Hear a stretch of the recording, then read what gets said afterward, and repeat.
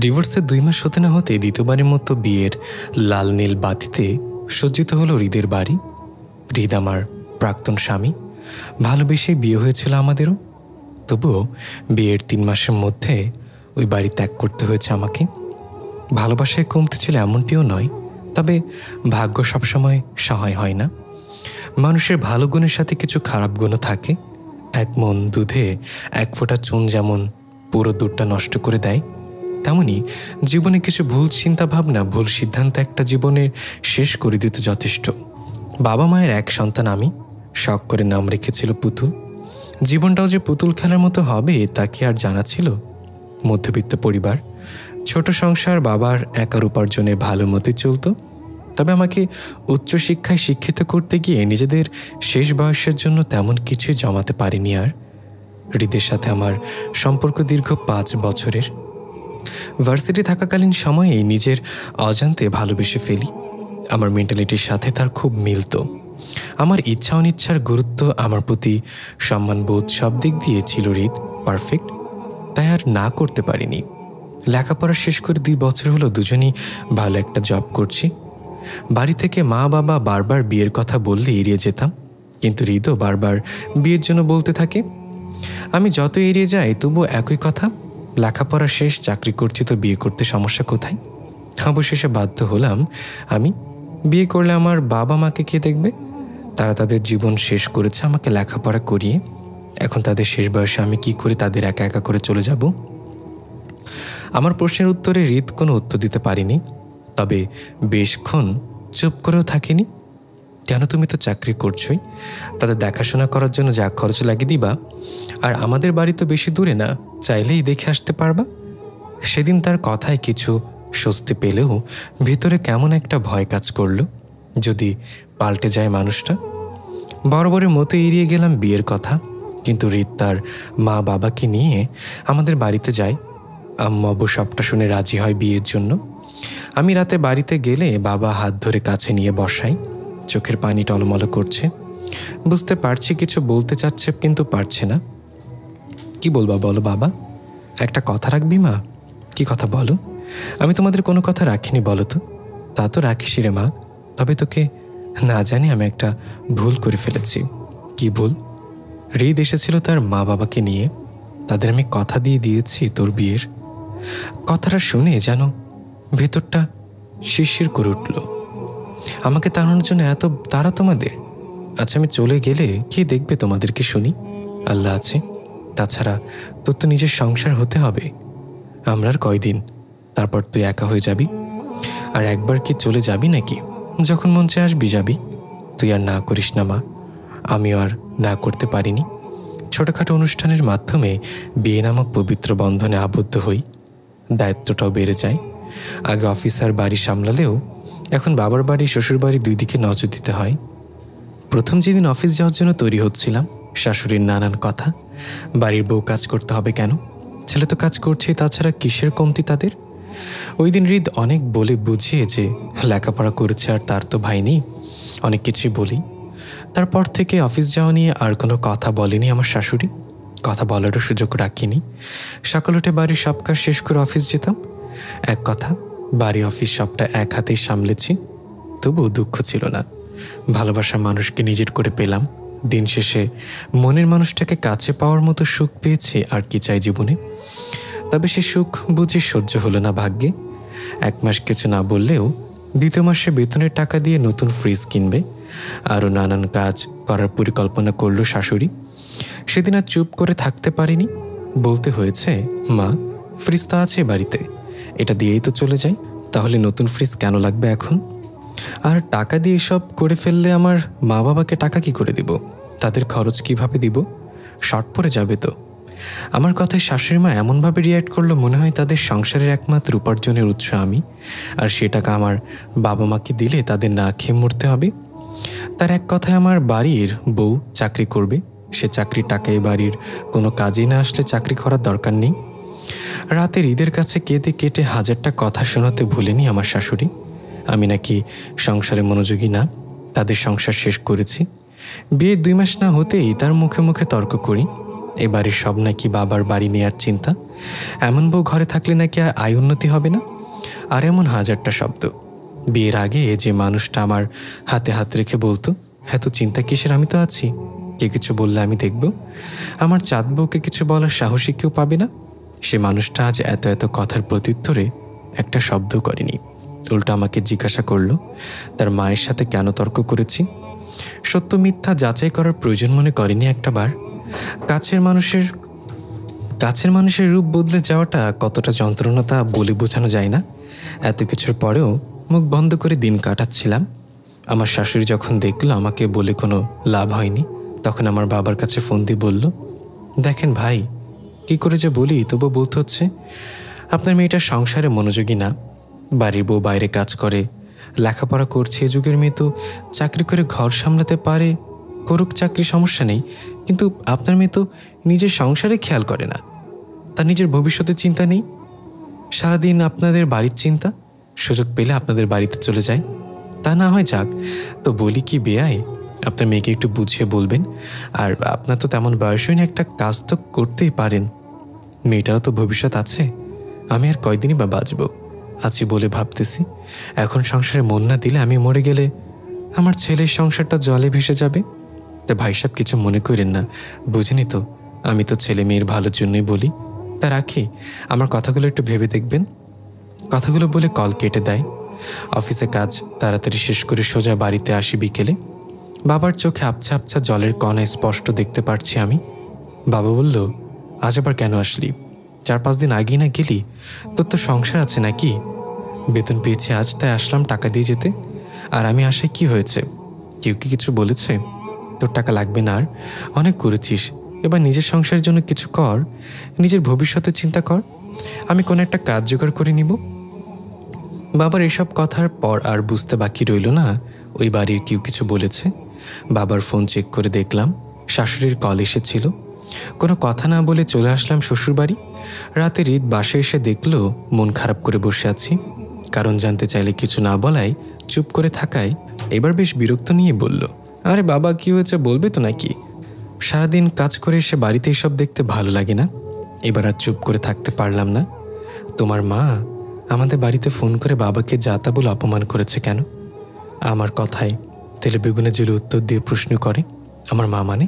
ও, আমার মা তোমার মা না, তাই তো? কেমন বলছে শুনি, কি বলছে তো তোমার মাকে জিজ্ঞাসা করো। ইতোমধ্যে আমার শাশুড়ি এসে উপস্থিত হয় রুমে। বাহ বাহ, আমার ছেলেটা বাড়িতে আসতে না আসতে শুরু করে দিয়েছ। এতদিন তো বাবার বাড়ির জন্য করে গেছো, দিন শেষে ছেলেটা বাড়িতে এসে একটু শান্তিতে ঘুমাতে পারতো, এখন দেখছি তা আর হবে না। আচ্ছা মেয়ে, তো তুমি আসলে কি সংসার করার নিয়ত আছে নাকি বলো তো? নাকি চাকরি করে সে টাকা দিয়ে নাইট ক্লাবে মজা মস্তি করে জীবনযাপন পার করার চিন্তা? কি আর বলবো, ফ্যামিলি থেকে যে মেয়েদের চাকরি করতে দেয় বিয়ের আগে, সে পরিবারে মেয়ে আর সংসার করবে কি করে?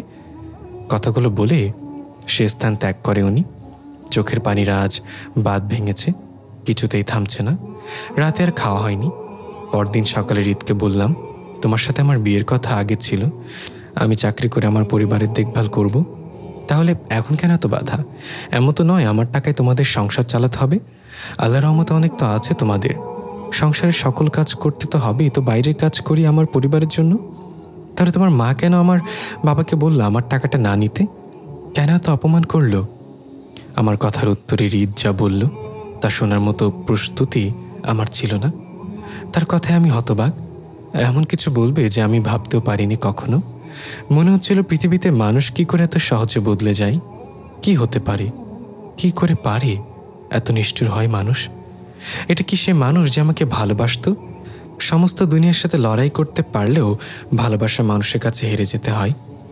আমরা সারা পৃথিবীর মানুষের সাথে লড়াই করে বেঁচে থাকতে পারি, সমস্ত পৃথিবীর সাথে যুদ্ধ করার শক্তি সাহস রাখি, কিন্তু হেরে যাই ভালোবাসার মানুষটার কাছে। প্রিয় মানুষের সাথে রাগ অভিমান ঝগড়া করার ক্ষমতা মেয়েদের আছে, কিন্তু সে প্রিয় মানুষটা যখন বদলে যায় তখন চুপ করে নীরবে অশ্রু বিসর্জন দেয়া ছাড়া মুখে একটুখানি কথা বলার শক্তিও হারিয়ে ফেলি আমরা। তাই তো সেদিন চুপ করে বাড়ি থেকে বের হয়ে আসতে হয়েছে আমাকে।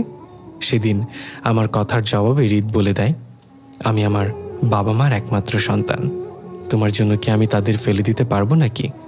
আমার মা তো খারাপ কিছু বলেনি, সব মাই তার ছেলের সংসারের জন্য এতটুকু চিন্তা করবেই। মায়ের কথায় তো কোনো অযুক্তি নেই। দেখো, তোমাকে ভালোবেসে বিয়ে করেছে বলে এই নয় তোমার কথায় আমি আমার মাকে কিছু বলে কষ্ট দিব। মায়ের কথা সহ্য করে থাকতে পারলে থাকো, না পারলে কি করবে তুমি জানো। তবে হ্যাঁ, মায়ের মুখে মুখে যেন তর্ক করতে না শুনি তোমাকে আমি, তবে কিন্তু খারাপ হবে। তখন বলার মতো শব্দ আমার মস্তিষ্কে আসছিল না। শব্দগুলো গলায় ধলা পেকে যাচ্ছিল বারবার। শুধু একটা কথাই বলতে পেরেছি, তুমি যেমন তোমার বাবা মার একমাত্র সন্তান, আমিও তার ব্যতিক্রম নয়, আমিও তাদের একমাত্র সন্তান। তোমার বাবা মায়ের যেমন তুমি ছাড়া কেউ নেই, আমার বেলাও ঠিক তেমনই। সে বিষয়টা তোমার মাথায় রেখে আমাকে বউ করে ঘরে আনা দরকার ছিল। আর কোনো কথা না বাড়িয়ে কাপড় গুছিয়ে বাড়ি থেকে বের হয়ে আসলাম। ভেবেছিলাম কেউ বাধা না দিলেও হৃদ অন্তত একবার বাধা দিবে, কিন্তু না, আমার ধারণা ভুল। মানুষটার আমার নেই আগের মতো, তাই তার থেকে একটুকু আশা করাটা শুধুই স্বপ্ন। বরং বের হওয়ার সময় হৃদের সামনে এই শাশুড়ি বলেছিল, যে পরিবারের বাবা, এমন পরিবারের মেয়ে এক স্বামীর ঘর করতে কি আর মন টিকে? রাত বিরাতে তো আর বের হতে পারেনি এই বাড়ি থেকে, তো এ বাড়িতে মন বসবে কিভাবে? শোনো মেয়ে, আমার ছেলে তোমাকে পছন্দ করেছিল বলেই কিছু চিন্তা না করে বউ করে এনেছিলাম, নয়তো অমন পরিবারে মেয়ে বাড়ির চৌকাট কখনো পার হতে পারতো না। আর যে মেয়ে একবার এ বাড়ি থেকে বের হয়ে আমাদের মান সম্মান নষ্ট করবে তাকে আর এ বাড়িতে আনবো না। সুতরাং স্বামীর ভাত খাওয়ার ইচ্ছা থাকলে ঘরের বউ ঘরে থাকো। আর তোমাকে এসব বলেই বা কী লাভ? তোমার তো বাপু সংসার করার ইচ্ছা আর নেই। তবে আমার সাফ কথা, এ বাড়ির চৌকাট পার হয়ে বের হলে আর জায়গা হবে না এ বাড়িতে। কথাগুলো বলার সময় হৃদ সোফায় বসে ফোনে গেমস খেলছিল। সবগুলো কথা তার কান পর্যন্ত পৌঁছে গেছে, তবে তার মধ্যে কোনো প্রকার প্রতিক্রিয়া নেই। একটা বার আমার দিকে তাকিয়ে দেখার সময়টুকু হয়নি ওই দিন। সে কখনো আমার চোখের পানি সহ্য করতে পারত না বিয়ের আগে। আমার চোখে পানি দেখলে নাকি তার সারা পৃথিবী পাল্টে দিতে ইচ্ছে করত। কখনো কাঁদতে দিত না আমাকে, সে কারণে হয়তো ওই দিন আমার চোখের পানিটা তার সামনে ভেসে উঠত, তাই আর তাকায়নি আমার দিকে একবারের জন্য। সেদিন বাড়িতে আসার পর মা বাবা অনেক বুঝিয়েছেন আমায় হৃদকে ফোন করতে, তাদের বাড়ি ফিরে যেতে, কিন্তু সে একবারও আমাকে কল মেসেজ করেনি, একটিবারের জন্য আমার খোঁজ নেয়নি। বুঝে গেলাম তার জীবনে আমার প্রয়োজন শেষ, তাই আমিও আর আগ বাড়িয়ে বিরক্ত করিনি। হৃদ আমার অফিস প্রায় কাছাকাছি হওয়াতে অনেক সময় রিক্সাতে যাওয়ার সময় দেখতাম একটা মেয়ের সাথে ফুচকার দোকানে। সেই দোকানে যেখানের ফুচকা আমার সব থেকে পছন্দের ছিল, এটা সেই দোকান যেখানে সময় পেলেই আমাকে নিয়ে যেত। আমি অভিমান করলে ওই দোকানের ফুচকা খাইয়ে আমার রাগ ভাঙাতো। এখনও সেই দোকানে যায়, তবে পুতুলের জায়গাতে অন্য একটা মেয়ে। ইস, কত যে স্মৃতি! ভুলে যাওয়া সব যদি খুব সহজ হতো, তার মতো বেঈমান হতে পারতাম। তা নয়তো সম্ভব না এক জীবনে এসব স্মৃতি থেকে নিজেকে বের করে আনা। 1 মাস 23 দিন পর প্রিয়সী নাম্বার থেকে কল। 2 বার কল দেওয়ার পরে রিসিভ করলাম। চিরচেনা সেই কণ্ঠ। হ্যালো। নিশ্চুপ। কি হলো, কথা বলছো না কেন? কথা না বললে ফোন দিয়ে রেখেছো কেন? অদ্ভুত তো। বুঝতে বাকি রইল না সে আমার কল পেয়ে বিরক্ত। আমার রাগ, অভিমান, কষ্টের বিন্দুমাত্র তোয়াক্কা সে না করে এখন আর, তাই আর চুপ করে না থেকে প্রশ্ন করে বসলাম, মেয়েটাকে যার সাথে প্রায় সময় ফুচকার দোকানে দেখি? তিশা। কি হয় তোমার? কাজিন বলা চলে? এই জন্য কল করেছ? কিছু বলার থাকলে বলো, অনেক কাজ, মেহমানরা আসবে। বুঝলাম মুখ ফসকে কথাটা বলে ফেলেছে। আমি খোঁজ নিয়েছি, তিশা মেয়েটা তার ছোট খালার নানসের মেয়ে। তার মায়ের পছন্দ। মেয়েদের বাড়ির অবস্থা বেশ ভালো, 1 ভাই 1 বোন। আজ বিকালে তিশার হৃদের এঙ্গেজমেন্ট, তাই কল দিয়েছি। তো বিয়ে কবে করছো? না জানিয়ে এঙ্গেজড করেছো কেন? কি ভাবছো বাধা দিব? আরে, যে মানুষটা আমার নেই তাকে অন্য কারো হতে দিতে বাধা কেন দিব? কি লাভ তাতে? সব খবরই দেখে রাখো তাহলে। কি আর করার, তুমি তো আমার কথা চিন্তা করলে না। তোমার জীবনে আমার থেকে তোমার মা বাবার গুরুত্ব বেশি। ওই দিন মা এত করে বলার পরও তুমি বাড়ি থেকে বের হয়ে গেলে। আর জানোই তো আমার মা এক কথার মানুষ। তাছাড়া সংসার সামলানোর জন্য এই জন্য একজন তো লাগেই, তাই না? আমার আর কি করার আছে? ও সেটাই তো। তবে ডিভোর্স লেটারটা কবে পাঠাচ্ছেন মিস্টার হৃদ? 2-3 দিনের মধ্যে পেয়ে যাবা। ভালো থেকো, রাখছি বলে কলটা কেটে দিল। ভেতরটা দুমড়ে মুচড়ে যাচ্ছে। এত যন্ত্রণা কেন? বেইমানের জন্য কেন এত কষ্ট হচ্ছে? আচ্ছা, মানুষ কি করে পারে ভালোবেসে আবার সে ভালোবাসার মানুষকে ভুলে যেতে? তার জায়গায় অন্য কাউকে বসাতে কি করে পারে? তাদেরকে একটু মনে পড়ে না আগের কথাগুলো? মনে পড়ে না ওই জায়গায় 2 দিন আগে অন্য কেউ ছিল? কত স্বপ্ন স্মৃতি সব কি করে ভুলে যায় মানুষ? আচ্ছা, আমার প্রিয় মানুষটার স্পর্শ অন্য কেউ পাবে, আমার সাথে দেখা স্বপ্নগুলো অন্য কেউ পূরণ করবে, আমার ব্যবহৃত বালিশ অন্য কারোর ঘুম হবে শান্তিতে, আমার সংসারটা অন্য কারোর হাতে চলে যাচ্ছে, ভাগ্যে নির্মম পরিহাসে। আমি যদি জানতাম কি উপায়ে এত স্মৃতি ভুলে যাবে। 12 দিন আগে এই ডিভোর্স পেপার আমার কাছে আসে, খুলে দেখিনি, সাইনও করিনি, যত্ন করে রেখে দিয়েছে আজকের জন্য। আমার সাইন করা নিয়ে হৃদয়ের কোনো প্রকার তাড়া নেই, কারণ জানে আমি তার বিয়েতে কোনো প্রকার ঝামেলা করব না। আমিও রেখে দিয়েছি আজকের দিনের জন্য। আজ তার বিয়ে তিশার সাথে, মনে মনে ঠিক করে রেখেছি যখন তিশাকে কবুল করবে তখনই ঠিক আমি আমার ডিভোর্স পেপার সাইন করব। তিশাকে কবুল করার আগ মুহূর্ত পর্যন্ত মানুষটা আমার নামে থাকুক, আমার স্বামী থাকুক। আমার অপেক্ষার প্রহর শেষ করে সে তিশাকে কবুল বলেছে আরও 5 মিনিট আগে। আমার পরিচিত একজনের মাধ্যমে খবরটা পাই। আমারও এখন সকল আবেগ পেছনে ফেলে পেপারে সাইন করে ফেলা দরকার। হাত কাঁপছে, ভালো করে দরজাটা লাগিয়ে এসেছি। আমার কান্না কষ্ট যেন কোনোভাবেই পরিবার না দেখে। কাঁপা কাঁপা হাতে পেপারে সাইন করতে চোখ দুটো ঝাপসা হয়ে উঠেছে। ডিভোর্স পেপারের সাথে খামের ভেতরে আরও একটা চিঠি রাখলাম ভাঁজ করে, কাল সন্ধ্যায় লিখে রেখেছি। আস্তে আস্তে চোখ দুটো বন্ধ হয়ে আসছে। 3 দিন পর নিজেকে হাসপাতালের বেডে আবিষ্কার করি। টিপ টিপ করে চোখ খুলতে পাশে মাকে দেখতে পাই, শাড়ির আঁচল দিয়ে চোখ মুছছে। আর একটু ভালো করে মনে করতে মনে পড়ে ওই দিন পেপারে সাইন করে জ্ঞান হারিয়ে ফেলি। তারপর আর কিছু মনে নেই, হয়তো অনেক বেশি আঘাতে নিজেকে সামলাতে পারিনি। ওই দিন পারিবারিকভাবে রেজিস্টার হলেও আজ 2 মাস পর দুমদাম করে অনুষ্ঠান হচ্ছে তিশা আর হৃদের বিয়ের। পেপারটা আর সময় করে পাঠানো হয়নি হৃদের কাছে, এমনটা নয় ইচ্ছে করে পাঠাইনি। আর সন্ধ্যা পাঠিয়ে দিয়েছি, তার শেষ স্মৃতিটুকু পাঠিয়ে দিয়েছি তার কাছে, সাথে আমার লেখা শেষ চিঠি। আর কোনোদিন দেখা না হোক আমাদের, সুখে থাকুক আমার প্রিয় মানুষটা অন্য কারোর সাথে। প্রিয়, আমাকে বিরহের বেদনা দিয়ে আজ তুমি অন্য কারোর বাসরে।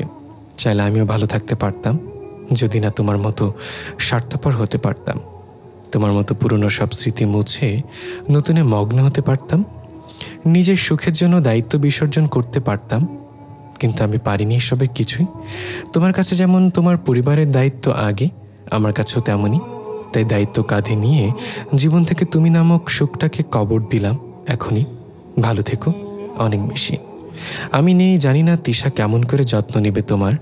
অবশ্য সব মেয়েদের কাছেই তাদের জীবনের থেকে বেশি স্বামী সন্তান আগে। তিশা হয়তো আমার থেকে বেশি নেবে। আমার থাকা তো হলো না আর। তিশার প্রতি খেয়াল রেখো। মেয়েরা যত্নের পাগল, ভালোবাসার কাঙাল। অবহেলা মেয়েরা সহ্য করতে পারে না। সব সহ্য করে সংসার করা যায়, শ্বশুর শাশুড়ির সকল কথা নির্যাতন সব সহ্য করা গেলেও স্বামীর অবহেলা আর নিজের স্বামীর পাশে অন্য নারীকে সহ্য করা, সংসার করা যায় না। ইচ্ছে করে মরে যেতে হয়। জানো, আমার ইচ্ছে করছে মরে যেতে, তবে মরলে চলবে না। আমার বেঁচে থাকাটা জরুরি, আমার জন্য না হোক আমার পরিবারের জন্য হলেও। তবে একসাথে থাকতে গেলে কখনো কখনো সংসারের সমস্যা দেখা দিতেই পারে। তাই বলে সংসার ভেঙে দিও না, সমস্যার সমাধান করে নিও। তোমার মেয়ে বাবুর অনেক স্বপ্ন ছিল। দোয়া করি তোমাদের পরীর মতো একটা প্রিন্সেস হোক তোমার রিধিমণি। তোমাদের সুখের কামনা করছি ইতি। তোমার ভুলে যাওয়া অতীত। চিঠিটা পড়তে পড়তে চোখের কোণে 2 ফোঁটা পানি এসে ভিড় করেছে। তিশা বাসর ঘরে অপেক্ষা করছে।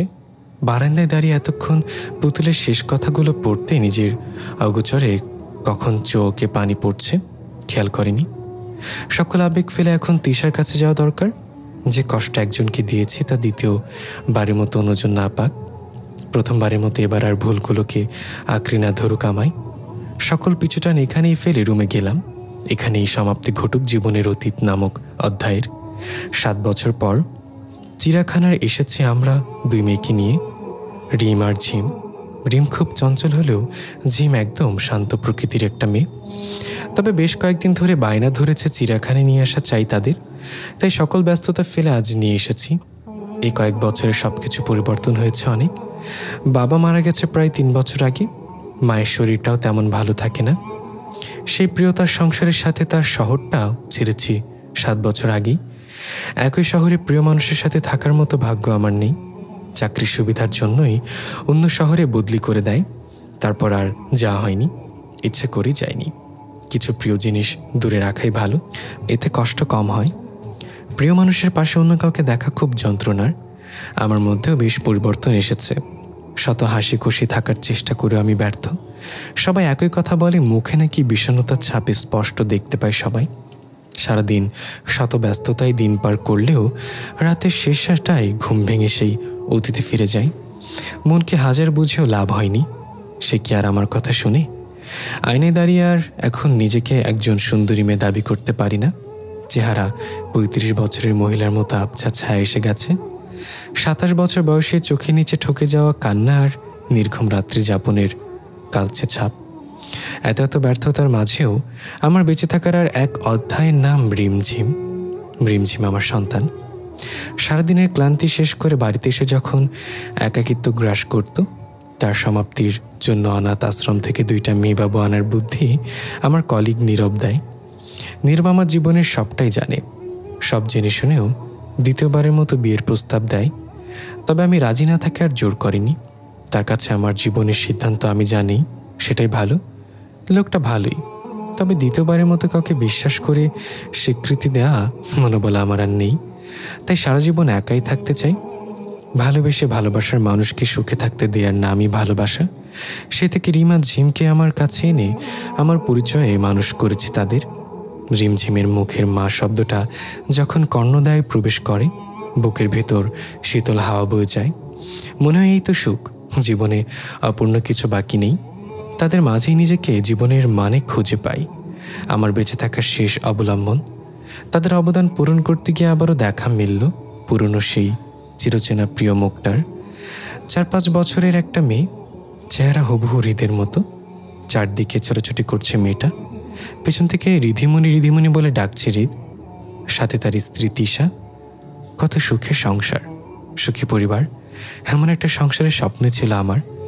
হৃদেরও হয়েছে, তাই আমি শুধু নেই। তবে তার প্রিয় সংসারটা আছে। বুঝতে বাকি রইল না এটা তিশা হৃদের সন্ধান ঋদিকা। ঋদিকা নামটা আমার আর হৃদ মিলে ঠিক করেছিলাম। প্রথম মেয়েবাবু হলে হৃদের সাথে মিলে নামটা রাখবো ঋদিকা, আর ছেলে হলে আমার নামের সাথে মিল রেখে নুশান আহমেদ প্রথম। ভাগ্যর খেলায় আজ হৃদের মেয়ের নাম ঋদিকায় হয়ে গেল। শুধু মায়ের জায়গা আমি নয়, অন্য কেউ দখল করে আছে। আমার সাথে দেখা স্বপ্নগুলো একে একে বুঝি সবই পূরণ হলো, তবে আমার সাথে না, অন্য কারোর সাথে। আমার প্রিয় মানুষটারও একটা সুখের সংসার হলো অবশেষে, তবে আমি নই, অন্য কেউ তার পাশে। এই বুঝি ভাগ্য। রিমঝিমের একসাথে বলে ওঠা মা শব্দ কানে আসতেই ধ্যান ভেঙে গেল। এতক্ষণে ঋতিকারা চলে গেছে অনেক দূরে। মা কি দেখছো ওইদিকে? ময়ূরের পলকে কিনে দাও না মা, বইয়ের ভেতর রাখবো, তার বাচ্চা দিবে। চুপ করো, কে বলেছে বইয়ের পাতায় পলক রাখলে পরে বাচ্চা দেয়? এসব ভুয়া কথা। আর দেখছিস না মা কিছু ভাবছি, সেদিকে খেয়াল নেই, শুধু এটা চাই ওটা চাই। কথাগুলো ঝিম বলল। বেশ ভালোই বুঝতে পারছি ঝিম নীরব প্রকৃতির হলেও রিমের থেকে ঝিমের মায়া জ্ঞান সবকিছু বেশি। ঝিম, বকছিস কেন? ও ছোট মানুষ, এতটুকু বুঝে বলতো। চল কিনে দেই, সন্ধ্যা হয়ে আসছে, বাড়িতে যেতে হবে। শেষবারের মতো পেছনে ফিরে তাকিয়ে আর একবার তাদের সংসারটা দেখার চেষ্টা করলাম, কিন্তু তারা এতক্ষণ অনেক দূরে দৃষ্টির বাইরে চলে গেছে। ডিভোর্সের 10 বছর পর আবার নিজের প্রাক্তন স্বামীর বাড়িতে প্রবেশ করলাম। এত বছর পর নিজের ফেলে যাওয়ার সংসারে আবার আসতে হবে কিংবা আসতে পারবো তা কল্পনা বা স্বপ্ন কোনোভাবেই কখনো মাথাতে আসেনি। তার নতুন সংসার, নতুন বউ, এমনকি একটা ফুটফুটে মেয়ে ছিল। তার এই সুখের সংসারে আমার জায়গা না হওয়াটাই স্বাভাবিক ছিল। তবে সৃষ্টিকর্তার পরিকল্পনার কাছে সকল কিছু হার মেনে আবারও আমাকে আসতে হলো হৃদের বাড়িতে। সমাজ কিভাবে নিবে? মানুষ কি বলবে? সব কিছু পরোয়া পেছনে ফেলে কোন এক অদৃশ্য মায় অবাধ্য পিছু টান আর প্রিয় সেই মানুষ, প্রিয় সেই সংসার, কাছ থেকে দেখার লোভ আমাকে এনে দাঁড় করিয়েছে হৃদের দরজায়। নিজেকে আর আটকাতে পারিনি এই সুযোগ থেকে। কলিং বেল চাপতে দরজা খুলে দিল ঋতিকা। আসসালামু আলাইকুম। তুমি কি পুতুলাম্মু? বুঝলাম তিশা হয়তো বলে রেখেছে আমি আসব। আর আমাকে পুতুল আম্মু বলতে শিখিয়েছে। হ্যাঁ, আমি পুতুল আম্মু। আসো আসো মা, ভেতরে আসো। আমি তোমার জন্য কতক্ষণ ধরে অপেক্ষা করছি, তুমি আসতে এত দেরি করলে কেন বলো তো? বাড়িতে কাজ ছিল তো তাই, কিন্তু আমি তো তোমার জন্য চকলেট আনতে ভুলে গেছি মামুনি। বিকেল এনে দেবে, কেমন? সমস্যা নেই, বেশি চকলেট খেলে দাঁতে পোকা ধরবে, তাই আমি কম কম চকলেট খাই। মা বলেছে বেশি চকলেট খেলে মায়ের মতো অসুস্থ হয়ে যাব আমিও। হৃদির সাথে কথা বলতে বলতে তিশার রুমে চলে আসলাম। রুমটা ঠিক তিশার বললে চলে না, রুমটা হৃদের। যে রুমে 10 বছর আগে আমি আর হৃদ থাকতাম, নতুন বউ সে যে রুমে এনে বসানো হয়েছিল আমায়, আজ বহু বছর পর আবার বসলাম সেই ঘরটাতে। আমাকে দেখে তিশার শোয়া থেকে উঠে বসলো। হৃদি বলছে, মা দেখো, পুতুল আম্মু এসে পড়েছে। আপনি এসছেন আপু? আমার যে কি ভালো লাগছে বলে বোঝাতে পারবো না। তা আন্টি ওরা কেমন আছে? আছে ভালোই, এ বয়সে আর কেমন থাকবে। আসতে দেরি হলো, নতুন বাসার সব কিছু গোছগাছ করে রান্না করে এসেছি, আবার সন্ধ্যা চলে যাব। হঠাৎ কিছু একটা পড়ে যাওয়ার শব্দ কানে আসতেই তিশা সহ আমি ছুটলাম কি হয়েছে দেখতে। রান্নাঘরে আসতেই দেখলাম আমার শাশুড়ির হাত থেকে ভাতের হাঁড়ি পড়ে গেছে। আমার শাশুড়ি বলা চলে না এখন, যেহেতু আমার ডিভোর্স হয়ে গেছে। কি বলে সম্বোধন করবো বুঝছি না। তিশা ধরে ধরে উঠালেন ওনাকে। হৃদের মা হয়তো জানতো আমার আসার কথা, তবে আমার সাথে কথা বলতে ইতস্তত বোধ করছেন। তিশা অসুস্থ থাকার কারণে হয়তো ওনাকে এই বয়সে রান্নাঘরে বসতে হয়েছে। ভাগ্যর কি নির্মম পরিহাস। 10 বছর আগে আমি রান্না করে অফিস যেতাম, আবার অফিস থেকে এসে রাতে রান্না করতাম। খাবারটা গরম করে খেতেন না আমার শাশুড়ি, আর সে মানুষটা আজ এই বয়সে রান্না করতে হচ্ছে। তিশা, তুমি ওনাকে নিয়ে রুমে যাও, আমি বাকি রান্না শেষ করছি। আপা আপনি রান্না করবেন? তিশার উত্তরে ছোট জবাব, সমস্যা নেই, অভ্যাস আছে। হৃদের মা আমার দিকে এক পলক তাকিয়ে চোখ সরিয়ে নিল। তার চোখে মুখে অপরাধবোধের ছাপে স্পষ্ট। কথা বাড়ালাম না। তিশাও চলে গেল শাশুড়িকে নিয়ে।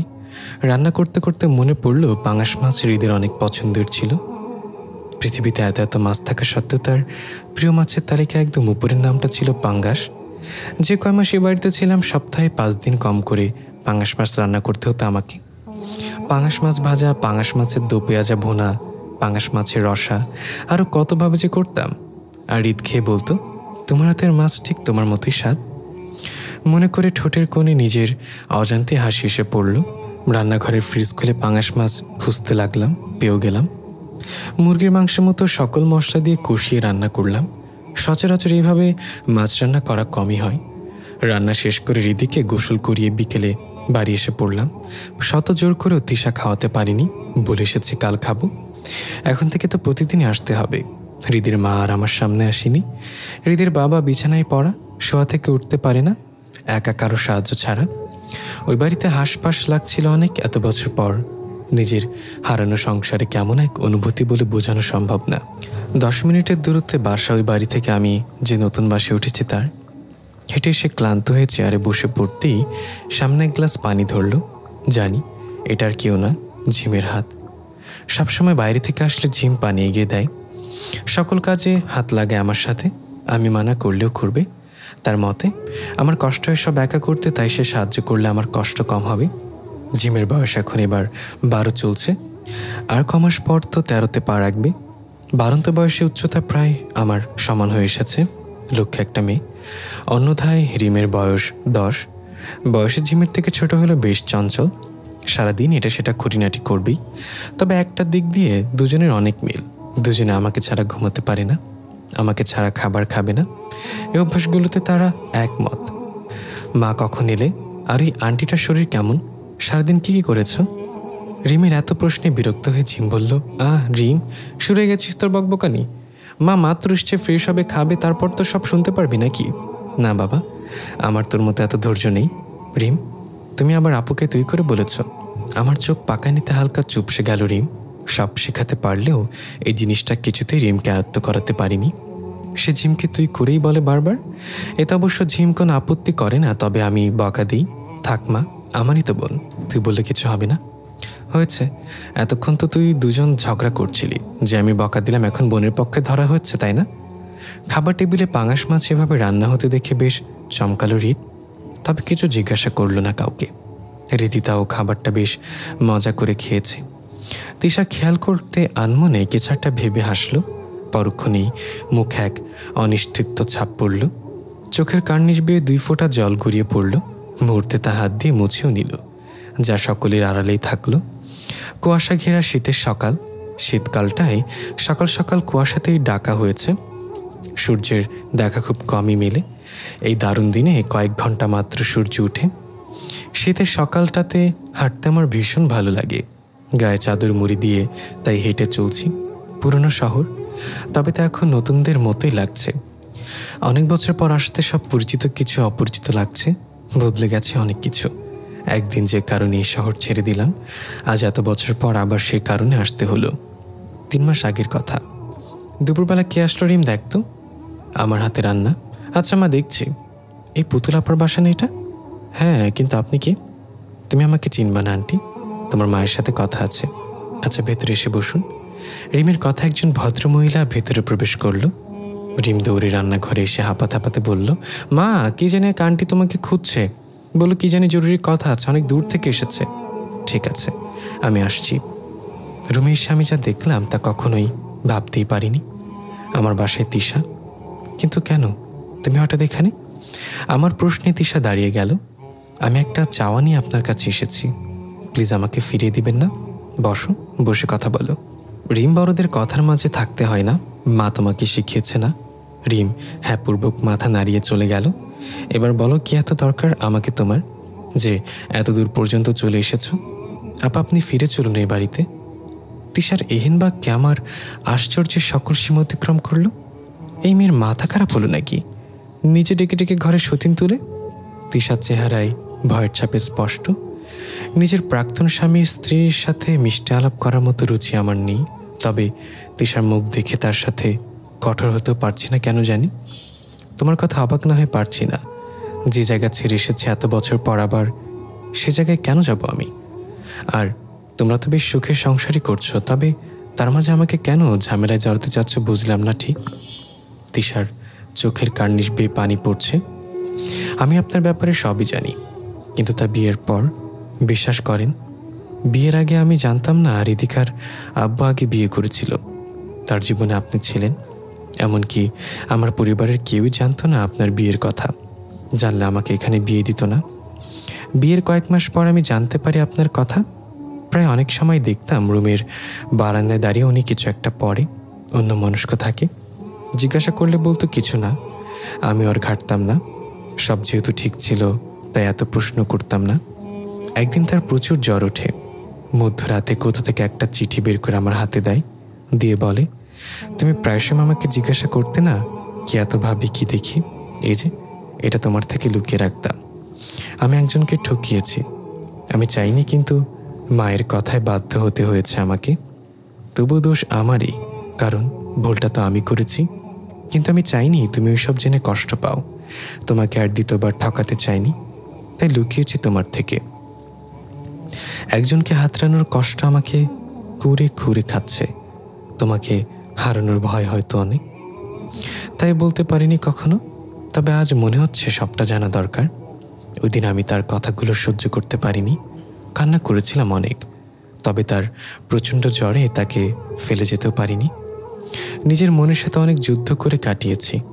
আমার পরিবার তার আগের বিয়ের কথা জানার পর আমাকে নিয়ে যেতে চেয়েছিল। আমিও সিদ্ধান্ত নিয়েছিলাম চলে যাব, কিন্তু তখন আমার পেটে তার অংশ রিধিকা বড় হচ্ছে। তার উপস্থিতি আমি টের পেতাম। আমার ডিভোর্স হলে আমার ভেতরে থাকা ছোট্ট মানুষটার বাবা হারাবে। তার বেড়ে ওঠার টাকা পয়সার কমতি না হলেও নিজের পরিবার পাবে না। তাছাড়া বাংলাদেশের সংবিধানে গর্ভাবস্থায় ডিভোর্স হয় না। তখন ওই পুরোটা সময় আমি আমার বাবার বাড়িতে ছিলাম। রিদিকার আব্বা অনেক চেষ্টা করে আমার সাথে দেখা করতে পারিনি। তার সামনে আমি যেতাম না। দিনের পর দিন আমাদের বাড়িতে এসে বসে থাকতো। কিন্তু যেদিন আমার রিদিমণি পৃথিবীতে আসে, সেদিন কি মনে করে আমি নিজেই ওনাকে কল করি, আমাকে হাসপাতালে নিয়ে যাওয়ার কথা বলি। আমার কল পেয়ে যে এক মুহূর্ত দেরি করেনি সেদিন। তারপর আস্তে আস্তে সব মানিয়ে নেই নিজের মেয়ের কথা চিন্তা করে। তবে এখনও সে আপনার দেয়া শেষ চিঠিটা পড়ে মাঝে মাঝে। আমি দেখেও ঘুমের ভান করে থাকি। আমি কখনো আপনার জায়গা দখল করতে চাইনি, করিও নি। তারপর 3 বছর আগে আপনাকে চিড়িয়াখানায় দেখেছিলাম। আমি না রীতির আব্বুই প্রথম দেখে। আমি কথা বলতে চাইলে উনি দেয়নি। আপনি কষ্ট পেতে পারেন ভেবে জলদি চলে এসে ওই জায়গা থেকে আপনার সাথে 2টা মেয়েকে দেখে ভেবেছিল আপনি বিয়ে করেছেন। পরক্ষণে বয়সের হিসাব করে দেখল হিসাব মেলে না। ওই দিন আপনার খোঁজ নিয়েছিল আমাকে সাথে করেই। তারপর জানতে পারি রিমঝিমকে আপনি এতিমখানা থেকে নিয়ে এসেছেন। তবে আপনার সামনে আসিনি আমরা, হয়তো আসতামও না কখনো। কিন্তু নিয়তি আমাকে আপনার দুয়ারে এনে দাঁড় করিয়েছে। আপনি আমার শেষ ভরসা। মানে আপা, আমার ব্রেন ক্যান্সার, হাতে সময় সর্বোচ্চ 6 মাস। আমার মেয়ের বয়স এখনো 7 হয়নি, আরও 1 মাস বাকি। আমি মারা গেলে উনি হয়তো আবার বিয়ে করবে, হয়তো করবেও না। তারই বা বয়স কত হবে? 40 হয়নি এখনো। কিন্তু আমার মেয়েটা একজন মা পাবে না। নতুন কেউ আসলে তাকে কেমন করে দেখবে আমি জানি না, তবে আপনার প্রতি আমার অগাধ বিশ্বাস আপনি পারবেন আমার মেয়েকে মায়ের মতো ভালোবাসতে। ফিরে চলুন আপা, আমার মেয়েটা যে অনেক ছোট্ট। আপনার হাত জোর করছে একজন মা হয়ে। কান্নায় ভেঙে পড়ল তিশা। আমারও কষ্ট হচ্ছে, কিন্তু খুব রাগ হচ্ছে। এরা আমাকে কি পেয়েছে? খেলার পুতুল। তাদের দরকার আমাকে যেভাবে ইচ্ছা ব্যবহার করবে। মুখে কনিষ্ঠ ভাব এনে বললাম, দেখো তিশা, আমি জানি না রিত তোমাকে কোন বুঝে আমার কাছে পাঠিয়েছে। সে কি করে ভাবলো যখন ডাকবে আমি তখনই পাবে আমাকে? আমার জীবনেরও একটা মূল্য আছে। আমি খেলার পুতুল না, যখন ইচ্ছা ছুঁড়ে ফেলে দিব, আর প্রয়োজনে ডাস্টবিন থেকে কুড়িয়ে নিবে। তোমরা নিজের স্বার্থটাই দেখলে। আসলে মানুষ অনেক বেশি স্বার্থপর। আমি দুঃখিত, আমি তোমার কথা রাখতে পারবো না। না না আপা, উনি আমাকে আপনার কাছে আসতে অনেক বারণ করেছে, কিন্তু আমি এসেছি একজন মা হিসেবে নিজের সন্তানের জন্য, সন্তানের ভালোর জন্য, স্বামীর ভালোর জন্য আপনার কাছে এসেছি। হ্যাঁ, আমি আমার স্বার্থে এসেছি। তার জন্য আমাকে আপনি যা খুশি বলবেন, আমার আপত্তি নেই। আর আপনার সংসার আপনাকে ফিরিয়ে দিতে এসেছি। ওনার মাঝে এখন আপনার জন্য ভালোবাসার কমতি নেই। সে তার ভুল বুঝতে পেরে অনুতপ্ত। আপনি আমাকে ফিরিয়ে দিবেন না? তুমি যে ব্যাপারটা খুব সহজে বলছো, আমার জায়গায় থেকে চিন্তা করো। আমার পক্ষে কখনোই সম্ভব না। তোমার মেয়ের প্রতি আমার কোনো অভিযোগ নেই। আমি 2টা মেয়ে নিজের পরিবেশে মানুষ করেছি। তুমি চাও আমার কাছে তোমার মেয়ে দিয়ে যেতে পারো, আমি কখনো তার যত্নর কমতে রাখবো না। তুমি অনেক দূরে যাবে, আমার মনে হয় এখন ওঠা দরকার। আমার কথায় তিশা চলে যায়। নিজেকে আজ ঠুনকো কাগজ মনে হচ্ছে। সবার জীবনের সুখ পাখি ধরা দেয়, আমার সাথে কেন এমন হলো? কোন দোষে? আমি কেন পারিনি বাকি সবার মতো নিজেকে গুছিয়ে ভালো থাকতে? আমার কান্না মা দেখলো দরজার আড়াল থেকে, তবে কিছু না বলে নিজের রুমে চলে গেল। একটা বিশেষ দ্রষ্টব্য, পুতুল কিন্তু হৃদের সংসারে ফিরে যায়নি, আর হৃদের জন্য এই শহরে আসেনি। একদিন শুধু গিয়েছে ওই বাসায়, তাও হৃদের সাথে দেখা না করে চলে এসেছে। পুরো গল্পটা শুনলে আশা করি সকল কারণ বুঝতে পারবেন। জন্ম, মৃত্যু, বিয়ে, এই 3টা জিনিস কারোর হাতে নেই। আল্লাহ ইশারা ছাড়া হয় না। জন্মের সময় ভাগ্য লিখে দেয়া হয় কার সাথে কার জুটি হবে, কে কতদিন পৃথিবীতে বাঁচতে পারবে। সকল কিছুর ভাগ্যের লেখন অনুযায়ী হয়ে থাকে বলে মনে করি আমরা। মৃত্যু এক ভয়ঙ্কর শোকের শব্দ। 2 অক্ষরের এই শব্দটা ছোট হলেও ব্যক্তিজীবনের তাৎপর্য অনেক। মৃত্যু নামক এই শব্দ দ্বারা পৃথিবীর বুক থেকে মুছে যায় একটা মানুষের নাম। মুহূর্তে নামটা লাশে পরিণত হয়, চিরতরে বিদায় নেয় আপনজনদের থেকে। চাইলেও কেউ তাকে আর কখনো দেখতে পারবে না, কথা বলতে পারবে না।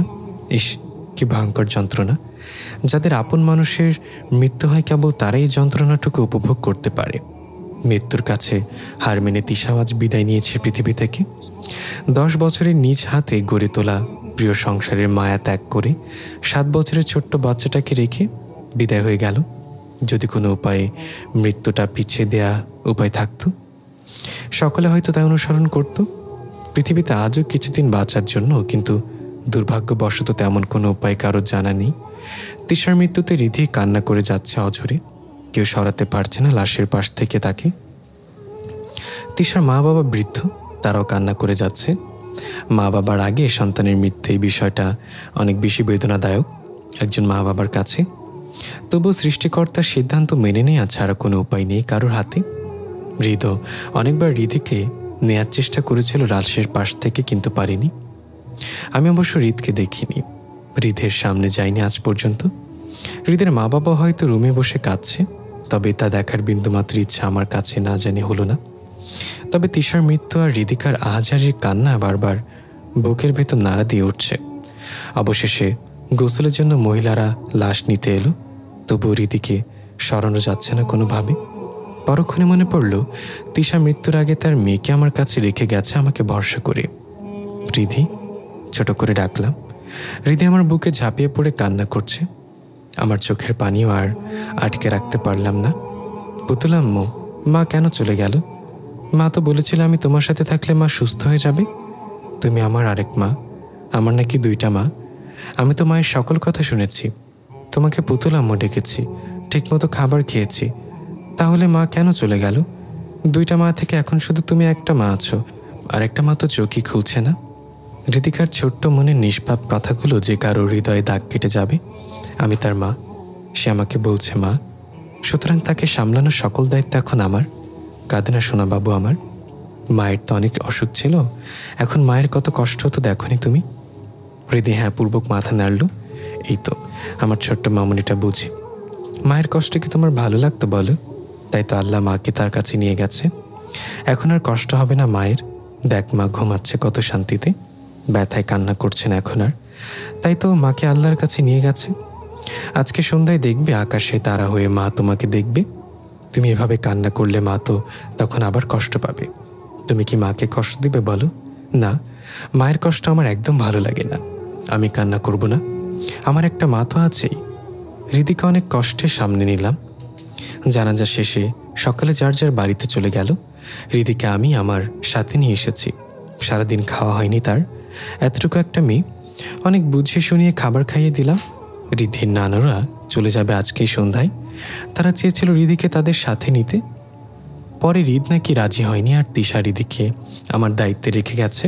সব বুঝে বলার পর তারা আর নিয়ে যাওয়ার জন্য জোর করেনি। এই সকল ঘটনা আমাকে এক পড়শি শোনালো। আমি কোনো উত্তর দিলাম না, শুধু শুনেই গেলাম। অনেকে আবার আমাকে নিয়েও কথা উঠাচ্ছে। এত বছর পর নাকি আমি আবার ফিরে আসলাম তার সংসারে, আমার কোনো আত্মসম্মান নেই নাকি, নানান ধরনের কথা। তবে লোকের কথায় কোনো জবাব দেওয়ার মতো মন মানসিকতা আমার নেই। কিছু সময় চুপ থাকা শ্রেয়। সময় মতো তারা নিজেদের উত্তর পেয়ে যাবে, শুধু কিছু সময়ের অপেক্ষা। তখন তারাই আবার আমার গুণগান গাইবে। এটাই লোকের কাজ। তাই আমি আবার বরং চুপ এখনই থাকি। বাংলাদেশের অর্থনীতি খাতকে সচল রাখতে ব্যাংকের পরই পরই এনজিও সংস্থার ভূমিকা অপরিসীম। তবে এই সংস্থার কর্মীদের একটা জ্বালাতো হচ্ছে কয়েক বছর পরপর কাজের সুবিধার্থে এক এক জায়গায় ট্রান্সফার করা হয়। 10 বছর আগে যে চাকরির জন্য এই শহর ছাড়তে হয়েছে, 10 বছর পর আবার সে চাকরির জন্যই এই শহরে ফিরতে হলো। তবে এতে তিশার হাত আছে বলে মনে হয়। ওই দিন তিশা বাড়ি থেকে চলে আসার পর কান্না করেছিলাম অনেক। মাকে বুঝে যেন কাছে নিয়ে বলল, তুই কি আবার ফিরে যাবি? হৃদের সাথে কথা বলে দেখবে একবার। মায়ের কথায় আশ্চর্য হওয়ার কিছু নেই। প্রতিটা মাই চায় তার মেয়ের একটা সংসার হোক। যেহেতু এই কয়েক বছর আমি অন্য কোথাও বিয়ের জন্য রাজি হইনি, তাই মা এমন কথা বলাতেই পারে। যতই হোক মায়ের মন তো। যে সংসার ছেড়ে চলে আসতে হয়েছে একদিন, আমার বাবা আমার যে সংসার দেখে যেতে পারিনি, আমি সে সংসারে ফিরে যাই, তা কি তুমি চাও মা? আমার করা প্রশ্নে মা আমার চোখ ফেরাতে পারিনি আমার চোখে। বুঝতে পারলাম সে উত্তরটা পেয়ে গেছে আমি কি বলতে চেয়েছি। তবে হৃদিকাকে আমার কাছে রাখবো, সে তো কোনো দোষ করেনি। মা আর কিছু বলল না, আমার মতামতের উপর ছেড়ে দিল। পরদিন অফিস থেকে বলা হলো, দেখো নুসরাত, তোমাকে 2 বার সুযোগ দেওয়া হয়েছে। মেয়ে মানুষ, তার উপর তোমার বাচ্চাদের স্কুলের পরীক্ষা, এসব কারণে তোমাকে দীর্ঘ কয়েক বছর এখানে রাখা গেলেও এবার অন্য জায়গায় পাঠানো হচ্ছে। এইভাবে এক জায়গায় রাখাটা নিয়মের মধ্যে নেই। অন্য চাকরি করতে গেলে নিয়ম মানতেই হবে। কয়েক বছর এই জায়গায় প্রতি মায়া বাড়লেও ছেড়ে যেতেই হবে। বিকেলে তিশা কল করে আমি কী সিদ্ধান্ত নিয়েছি জানতে। আমি বলে দিই, রীতির জন্য তুমি আমাকে সবথেকে নিরাপদ মনে করলে রীতিকে আমি আমার কাছে রাখতে পারবো। এতে যদি তোমার হাজবেন্ডের কোনো আপত্তি না থাকে, তবে আমার এই জায়গা থেকে অন্য জায়গায় ট্রান্সফার হতে পারে। আমার সাথে নতুন জায়গায় থাকতে হবে রীতিকাকে। কিছু মনে না করলে একটা কথা বলি, কোনোভাবে যদি আমাদের বাড়ির কাছাকাছি আসতে পারেন, তাহলে রীতি মাঝে মাঝে তার বাবার কাছেও যেতে পারত। দেখো তিশা, আমি রীতিকে কখনোই তার বাবার কাছে যেতে মানা করব না, তবে আমি কখনোই লোকের সামনে যেতে চাই না। আর অফিস থেকে আমাকে যে জায়গায় দেয়া হয় সেখানে যাব। এখানে আমার কোনো হাত নেই। পরবর্তীতে হয়তো তিশা হেড অফিসের লোকেদেরকে টাকা পয়সা দিয়ে কোনোভাবে আমাকে ওই এলাকাতেই নেয়। এই ব্যাপারে আমি অজ্ঞত, জানা নেই। তবে ধারণা করতে পারি এমন কিছু হয়তো হয়েছে, যেহেতু অফিস থেকে আমার ওই এলাকাতে পাঠানো হয় আর তার করিনি। শীতের শেষ প্রায় এমনই এক বিকেলে এই শহর ছেড়েছিলাম। নিয়তির লেখা আবার পা রাখলাম এই শহরে। ওই দিন সাথে ছিল বাবা মা। আজ বাবা বেঁচে নেই, মাকেও চোখের সামনে বৃদ্ধ হতে দেখছি। তবে আজ সাথে আছে আমার 2 মেয়ে রিমঝিম। তাদের খরচ বহন করতে আমার কোনো সমস্যা হয় না। বেতনের টাকা আমার সংসার খুব ভালো মতো চলে যাওয়ার পরেও কিছু টাকা জমাতে পারি প্রতি মাসে। তাহলে রিদিকে আমার কাছে রাখলেও কোনো প্রভাব পড়বে না রিধির। অনেক চিন্তা ভাবনা করেই এই সিদ্ধান্ত নিয়েছি আমি রিদিকে আমার কাছে রাখবো। তিশার শরীরের অবস্থা খারাপ থাকায় ওই দিন নিজে গিয়ে রিদিকার সাথে দেখা করি ওই বাড়িতে। তা নয়তো ওইখানে যাওয়ার কোনো দরকার আমার ছিল না। তিশা এত বেশি অসুস্থ যার দরুন আমাকে যেতে হলো। তিশার মৃত্যু আজ বেশ কয়েকদিন হয়ে গেছে, প্রায় মাসখানেকের মতো। রিদি আমার কাছেই থাকে। মাঝে মাঝে তার বাবা লোক পাঠায় তাকে নিয়ে যাওয়ার জন্য। তবে রাতে কখনোই বাড়িতে থাকে না মেয়েটা। প্রতি রাতে আকাশে তাকিয়ে মাকে খুঁজে বেড়ায়। আস্তে আস্তে বাস্তবতা বুঝে যাচ্ছে রিদির মা বাবাকে কালই বৃদ্ধাশ্রমে রেখে এসেছে। রিদ সকাল অফিস যায়, আসতে সন্ধ্যা হয়ে যায়। তার মা বাবারও বেশ বয়স হয়েছে। এই অবস্থায় একা একা নিজেদের দেখভাল করতে পারে না, তাই বৃদ্ধাশ্রমে রেখে এসেছে। মনে মনে ভাবলাম, একদিন যে বাড়ি থেকে আমাকে বের হতে বাধ্য করেছিল, সে বাড়িতে আজ সে আর থাকতে পারল না। কেউ তাকে বের করেনি, তবে নিজে থেকে বের হতে যেতে হলো। আল্লাহ কার ভাগ্যে কি লিখেছে তা কেবল তিনি জানেন। কথা আছে, আল্লাহ ছাড় দেয়, ছেড়ে দেন না। যে সংসার নিয়ে তার অহংকার ছিল, আজ শেষ বয়সে এসে সেই সংসারের বাইরে তিনি। সকাল বিকাল প্রায় সময় একটা অল্প বয়সী ছেলেকে বাড়ির আশেপাশে ঘুরতে দেখি। আমাকে দেখলে অন্যদিকে চলে যায়। তবে এই সকল কিছু আমার চোখ এড়াতে ব্যর্থ। আমার আর বুঝতে বাকি রইল না ছেলেটা ঝিমের জন্য বাড়ির পাশে ঘুরঘুর করে। মনে হয় ঝিমের স্কুলের বাইরের কেউ। ঝিম বড় হয়েছে, ক্লাস 7-এ পড়ে। দেখতেও বেশ সুন্দরী, মায়াবী মুখশ্রী। তেমন 2-1 পেছনে ঘোরার অস্বাভাবিক না। রাতে রিম আর রিদি ঘুমানোর পর ঝিমকে পাশে বসালাম। ঝিম সবসময় শান্ত স্বভাবের, খুব নিচু সুরে কথা বলে। ঝিম, কিছু কথা বলবো, তুমি মিথ্যা বলো না আমি জানি, তবু এই বয়সে এসে নিজের অজান্তে কখনো মিথ্যা বলে ফেলা হয়। তাই আগে বলছি, আমার কাছে কিছু লুকাবা না। আমরা এখানে নতুন, তোমার বন্ধু বলতে তেমন কেউ নেই। স্কুল প্রাইভেট শেষ করে বাসে এসে আশেপাশের কারোর সাথেই মেশার তেমন সময় পাই না। যেটুকু সময় হাতে থাকে আমার কাজে সাহায্য করো। সুতরাং এখানে তোমার সব থেকে কাছের মানুষ আমি, তোমার বন্ধু আমি। আমি শুধু তোমাকে তোমার মা না, তোমার বন্ধুও। ঝিম হ্যাঁপূর্বক মাথা নাড়ালো। বেশ কয়েকদিন ধরে বাড়ির পাশে একটা ছেলেকে দাঁড়িয়ে থাকতে দেখা যায়। তুমি কি তা খেয়াল করেছ? ঝিম হয়তো অনেক আগেই বুঝতে পেরেছে আমি ঠিক এই বিষয়ে কথা বলবো, তাই চমকাইনি আমার কথায়। আবারও হ্যাঁপূর্বক মাথা নাড়ল। তুমি কি চেনো ছেলেটাকে? নাম কি জানো? না মা, কয়েকদিন ধরে স্কুলে যাওয়ার সময় বাসার সময় পিছন পিছন সে যায় শুধু। একদিন শুধু জিজ্ঞাসা করেছিল আমার নাম কি, তারপর আর কিছু বলেনি কখনো আমাকে। তবে পেছনে যায় প্রতিদিনই। ঝিম সত্যি বলছে, তার চোখ মুখ দেখে বোঝা যায়। তোমাকে একটা গল্প বলি, শুনবে? এক ছিল ছোট্ট রাজকন্যা, বাবা মায়ের একমাত্র রাজকন্যা। লেখাপড়ায় ছিল সবার সেরা। রাজকন্যার বাবার অত টাকা ছিল না, তবে যা ছিল তা দিয়ে রাজকন্যাকে খুব সুখে রেখেছিল। তাদের সুখের কোনো কমতি ছিল না। রাজা তার সবটা দিয়ে রাজকন্যাকে লেখাপড়া করিয়ে বড় করে তোলে। রাজকন্যাও ছিল লক্ষ্যে একটা মেয়ে। একসময় রাজকন্যা বড় হয়ে ওঠে। কোন এক রাজপুত্রর মন চুরি করে নেয় তার। একটা সময় পরিবার থেকে রাজকন্যাকে বিয়ে দেওয়া হয় রাজপুত্রের কাছে। রাজকন্যার বাবার বয়স হয়, উপার্জন ক্ষমতা হারাতে হয়। তাই বিয়ের আগে রাজকন্যা বলে, আমার বিয়ে হয়ে গেলে মা বাবা কি করে থাকবে? আমি যে তাদের শেষ সম্বল। রাজপুত্র ভরসা দেয়, তুমি দেখবে তাদের। এ কথায় বিয়ে হয়। বিয়ের পরপরই পরিবর্তন আসে রাজপুত্রের। তাদের ছিল অনেক টাকা, তারপরও ছিল লোভ। রাজকন্যা চাকরি করা টাকা তার বাবার বাড়ি পাঠাতে দিত না। এক সময় রাজকন্যার বাবাকেও অপমান করে। রাজকন্যার পক্ষে আর থাকা সম্ভব হয় না। ভালোবাসার রাজপুত্রের সাথে চলে আসে নিজের রাজ্যে। ভেবেছিল তার অভিমান রাজপুত্র বুঝতে পারবে, কিন্তু তা হয়নি। চলে আসার 2 মাসের মাথায় নতুন রানীকে ঘরে তুলে রাজপুত্র। রাজকন্যার শোকে অসুস্থ হয়ে পড়ে। আস্তে আস্তে মানিয়ে নেয়, চলে যায় অনেক দূরে। তবে এখনও রাজকন্যার প্রতি রাতে বালিশ ভেজায় চোখের জলে। জানো তো, ভালোবাসলে তাকে কখনো ঘৃণা করা যায় না। ওই রাজপুত্রার নতুন রানীর ঘর আলো করে জন্ম দেয় একটা ফুটফুটে কন্যা সন্তান। বেশ সুখের সংসার হয় ও রাজপুত্রের। আর রাজকন্যা ঠকে যায় নিয়তির কাছে। তবে সুখ বেশি দিন থাকে না তাদের সংসারে। কয়েক বছর পর ছোট মেয়েকে রেখে মারা যায় নতুন রানী। মারা যাওয়ার আগে বুঝতে পারে কার কাছে তার মেয়ে সব থেকে নিরাপদ। সে আগে রাজকন্যার কাছে নিজের মেয়েকে দিয়ে যায়। রাজপুত্রের জীবনে ক্ষণিকের সুখ দেখা দিলেও রাজপুত্র হয়ে যায় ভীষণ একা। ছন্দ ছাড়া জীবন হয় তার অবশেষে। কাউকে ঠকিয়ে কেউ সুখে থাকতে পারে না, তেমনি কাউকে একবার ভালোবাসলেও তাকে হারানোর যন্ত্রণা সারা জীবন ভোগ করতে হয়। তোমাকে আর রিমিকে যখন আমি এতিমখানা থেকে আমার কাছে আনি, রিম তখন ছোট বেশ। তবে তুমি সবই বুঝো, সবই মনে আছে তোমার।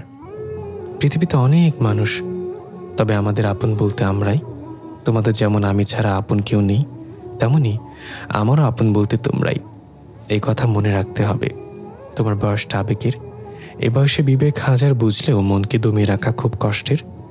আমি চাই তুমি সেই কষ্টে জয়ী হও। আর কখনো স্বার্থপর হইও না। নিজের শত্রুর সাথেও বন্ধুর মতো ব্যবহার করবা। তোমাকে কেউ কষ্ট দিলে তাকে পাল্টা কষ্ট দিও না, বরং তাকে সুখ দাও। সেজন্য এক সময় অনুতপ্ততার আগুনে পড়ে। পৃথিবীর সব থেকে বড় শাস্তি কি জানো? নিজের ভুলের অনুতপ্ততা। আচ্ছা মা, সে রাজকন্যা কেন নতুন রানীর আর রাজপুত্রের মেয়েকে নিজের কাছে রেখেছিল? রাজপুত্র তো রাজকন্যাকে ঠকিয়েছে। রাজকন্যা কতটা বিশ্বাসের যোগ্য হলে নতুন রানী তার স্বামীর আগের স্ত্রীর কাছে সন্তান আমানত রাখতে পারে? সে বিশ্বাসের জায়গা থেকে রেখেছে। তুমি সেই রাজকন্যা, তাই না মা?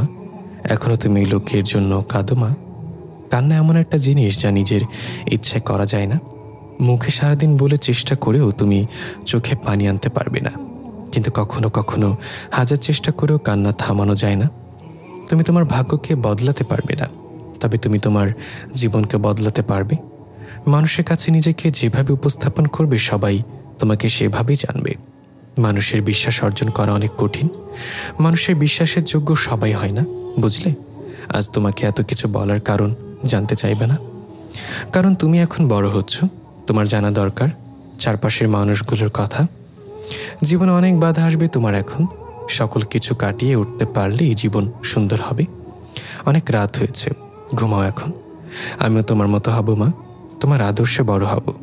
তুমি সত্যি সুপার মম। নিস্তব্ধ প্রহর। গ্রামের পরিবেশ সারাদিন পাড়ার ছেলেদের হইচই থাকলেও সন্ধ্যা নামার সাথে এক নিরাপত্তা বিরাজমান হয়।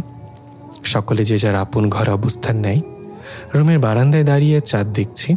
আকাশে আজ চাঁদ নেই, মেঘে ঢাকা। তবু অপলক দৃষ্টিতে দেখার চেষ্টা করছি। আজকে বাবার কথা ভীষণ মনে পড়ছে। তার বয়সের কত লোক এখানে বেঁচে আছে, অথচ সে নেই। আমার ভাগ্যটাই এমন। সব শুধু হারিয়ে গেলাম। লাঠি বড় করে মা এসে পেছনে দাঁড়িয়েছে। হাঁটতে পারে লাঠি ছাড়া, তবু আমি দেই না। কখন পড়ে যাই কিনা কি হয়, ভয় লাগে ভীষণ। এভাবে আর কতদিন একা থাকবি? তোর তো একটা জীবন আছে রে মা। আমি মা হয়ে মেয়ের এমন অবস্থা যে দেখতে পারি না আর।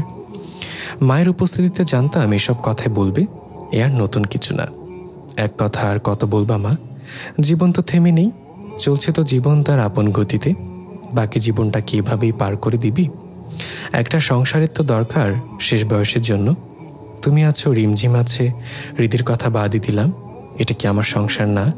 আর কত মানুষ হলে সংসার হবে? শুধু কি বিয়ে করে স্বামীর ঘর করলে তাকে সংসার বলে? আমি এভাবেই ভালো আছি। মানুষ নানান কথা বলে বেড়ায়।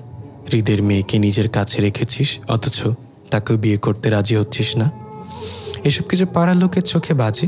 হৃদকে বিয়ে না করলে তার মেয়েকে কেন রেখে দিলি নিজের কাছে? একজন মা সবসময় তার সন্তানের ভালো চায়। মায়ের থেকে ভালো কেউ বোঝে না তার সন্তানের ভালো কোনটা হবে, মন্দ কোনটা হবে। তিশা একটা মা ছিল। সে তার মৃত্যুর আগে তার মেয়ের জন্য সব থেকে নিরাপদ একটা স্থান খুঁজছিল, আর পেয়েও গিয়েছিল। তাহলে আমাকে? সমাজের দৃষ্টিকোণ থেকে আমি তার স্বামীর প্রাক্তন স্ত্রী, সে হিসেবে আমাকে তার শত্রুপক্ষ বলা চলে। তবু শেষ সময়ে এসে সে হাজার চিন্তাভাবনা করে আমাকে সব থেকে নিরাপদ ভরসার মনে করেছে। কতটা ভরসা নিয়ে এসেছিল তা আমি পাড়ার লোকেদের বোঝাতে পারবো না। তিশার সে ভরসার জায়গা থেকে আমি এখনকার খানিকের জন্য হৃদিকার দায়িত্ব নিয়েছি। তিশা জানতো তার মেয়েকে হয়তো আমি এমন শিক্ষায় বড় করতে পারবো যেন সে মানুষের মতো মানুষ হতে পারে। সে জায়গা থেকে হৃদিকে আমার কাছে রাখা। আর কি বলছো? বাইরে মানুষ নানান কথা বলে। যখন তোমার সাথে কোনো অন্যায় করা হয় তখন বাইরের মানুষ কোথায় থাকে? তখন তো তারা তোমার পক্ষ নিয়ে একটা কথা বলবে না, প্রতিবাদ করে না। তাহলে এখন তারা এত কথা বলার মানে কি? আর সংসার, আমি বিয়ে না করে আমার সুন্দর একটা পরিবার আছে, অথচ যে আমার সাথে অন্যায় করেছিল সে দুটো বিয়ে করেও আজ কোথায় তার সংসার? মা বাবা বেঁচে থেকেও কাছে নেই, একটা মাত্র মেয়েটাও কাছে নেই। ছন্দ ছাড়া জীবন উপভোগ করছে এখন সে। সুতরাং আমাকে এসব বিষয়ে কিছু বলো না আর প্লিজ, ভালো লাগে না আর এভাবে আমি সুখে আছি। হ্যাপি বার্থডে আমার ছোট মা, হ্যাপি বার্থডে টু ইউ রিধিমণি। কত বছর পর সে চিরচেনা প্রিয় কণ্ঠ কানে আসলো। আজ হৃদিকার 10তম জন্মদিন। কেটে গেছে আরও 3 বছর। মেয়েটা বুঝতে শিখেছে অনেক কিছু। বয়সের তুলনায় অনেক বেশি ম্যাচিউর হৃদি অন্য বাচ্চাদের তুলনায়। এই কয়েক বছরে অনেক কিছু পরিবর্তন হয়েছে, আবার অনেক কিছু আগের মতোই আছে। হৃদি নিয়মিত বাবার কাছে যায়, আবার আমার কাছে আসে। একা একা যাওয়া আসা করতে পারায় এতে আর অসুবিধা হয় না। মাঝে মাঝে বাবার কাছে ঘুমাই। এতে অবশ্য আমি শিখিয়েছি, কারণ আবার কখন আমাকে চাকরির জন্য অন্য কোথাও যেতে হয়, তখন তো আবার ওকে নিয়ে যেতে পারবো না। হৃদু যে বিয়ে করেনি, আর একা একা চলতে পারলেও কয়েক বছর পর তার পাশে হৃদিকে খুব প্রয়োজন হবে। সে সময়টা হৃদ বুঝতে পারবে আমি ঠিক কী কারণে তার সংসার করতে পারিনি। তাই আগে থেকে আমি হৃদিকে তার জন্য প্রস্তুত করেছি। আমার বিশ্বাস হৃদি পারবে, সেভাবেই তাকে আমি তৈরি করেছি। রিমঝিমা আগের থেকে বড় হয়েছে। আমার 3টা মেয়েকে যথেষ্ট প্রতিবাদী করে গড়ে তোলার চেষ্টা করেছি। কোনো অন্যায়ের কাছে মাথা নত না করতে শিখিয়েছি। তারও ঠিক সেভাবেই গড়ে উঠেছে। হৃদি এখন আর আমাকে পুতলাম্মু বলে না, রিমঝিমের মতো মা বলেই ডাকে। মা ডাকের মধ্যে একটা তৃপ্তি আছে। সন্তান গর্বে না নিয়েও আমি 3 সন্তানের মা হতে পেরেছি। এর থেকে সৌভাগ্য আর কি মা হতে পারে? এতে আল্লাহর কাছে শুক্রিয়া। মা, হা করো, কেক নাও। হৃদির কথায় হুঁশ ফিরল। মেয়েটাকে আজ লালপুরীর মতো লাগছে। গায়ের রং ধবধবে সাদা না হলেও লাল জামায় বেশ লাগছে তাকে। হুবহু হৃদের ফটোকপি চেহারা। মুচকি হেসে মুখে কেক নিলাম। প্রতি বছর ছোট করে কেক কাটা হলেও এবছর বেশ বড় করে অনুষ্ঠান করেছে জন্মদিনের। হৃদে অনেকটাই বুঝে। তার বাবাকে কখনো এ বাড়িতে আনার আবদার করে না, তবে এবার বলেছিল মা বাবাকে আসতে বলি, সবাই একসাথে থাকবো, কেক কাটবো, আর বাবার সাথে আলাদা করে কেক কাটবো। কেমন একটা যেন লাগে। এতটুকু মেয়েকেও আমি আর না করতে পারিনি। সে সুবাদে আজ হৃদেরও বাড়িতে আসা। কতগুলো দিন পর প্রিয় মুখটা। ভিতরটা কালবৈশাখীর ঝড় বয়ে যাচ্ছে। বাচ্চারা সবাই যে যার মতো করে মজা করছে। সবাই নিজেদের নিয়ে ব্যস্ত। দাঁড়িয়েছিলাম ঘরের এক কোণে। হৃদ নিজের ভেতরে হাজারটা সংকোচ নিয়ে সামনে এসে দাঁড়ালো আমার। নিজের অজান্তে একবার তাকিয়ে নিলাম হৃদের মুখশ্রীর দিকে। সাথে সাথে চোখ সরিয়ে নিলাম। তার চোখে চোখ রাখা মানে নিজের সর্বনাশ। হৃদ কিছু বলতে চেয়েও বলতে পারছে না। আমি পাশ কেটে চলে যাব ঠিক তখনই ভাঙা ভাঙা কণ্ঠে বলল, কিছু বলার ছিল, সময় হবে কি যদি একটু দাঁড়াতে? আমি কিছু না বলে দাঁড়িয়ে গেলাম। সাহেব হৃদ বলতে লাগলো, আমি জানি আমি তোমার সাথে অন্যায় করেছি। তারপরে কথাগুলো বলতে আমার নিজের কাছে দ্বিধা হচ্ছে, তবু বলছি। তুমি ওই দিন বাড়ি থেকে বের হয়ে যাওয়ার পর জীবনের প্রথমবারের মতো মায়ের সাথে উচ্চস্বরে কথা বলি। বাবা ওই দিন মাকে অনেক কথা শোনায়, যার কারণে মা এত সব একসাথে নিতে না পেরে হার্ট অ্যাটাক করে। ছোট থেকে মায়ের কথার অবাধ্য হয়নি কখনো। মায়ের অসুস্থতা ও এইদিকে ডাক্তার বলে কোনো কারণ নেই যেন মায়ের উপর চাপ না পড়ে। যার ফলস্বরূপ মায়ের পছন্দের তিশাকে দ্বিতীয়বারের মতো বিয়ে করতে রাজি হয়ে যায়।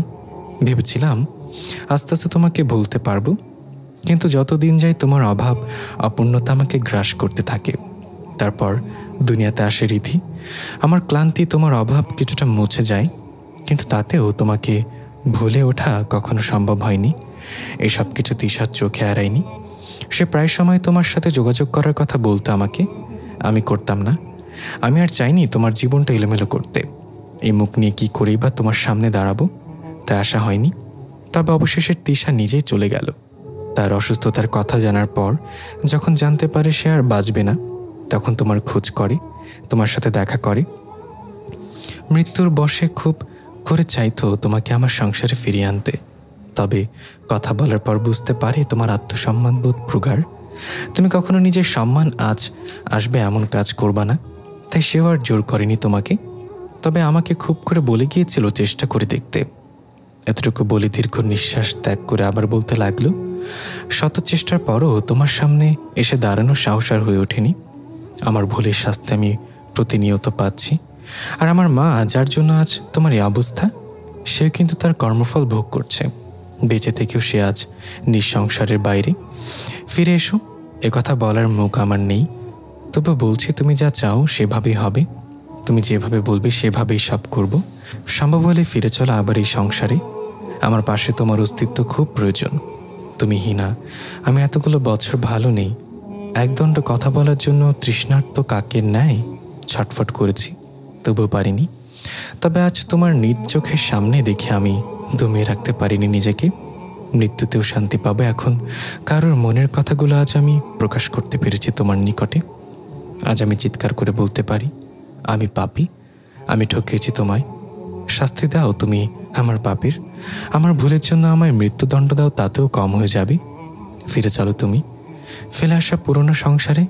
আমি যা রেখে দিয়েছি অযত্নে, তবু হাত লাগাতে দেইনি কাউকে তোমার কোনো জিনিসে। ফিরে চলো তুমি, যদি না পারো বন্ধুত্বদের হাত বাড়িয়ে দাও আমায়।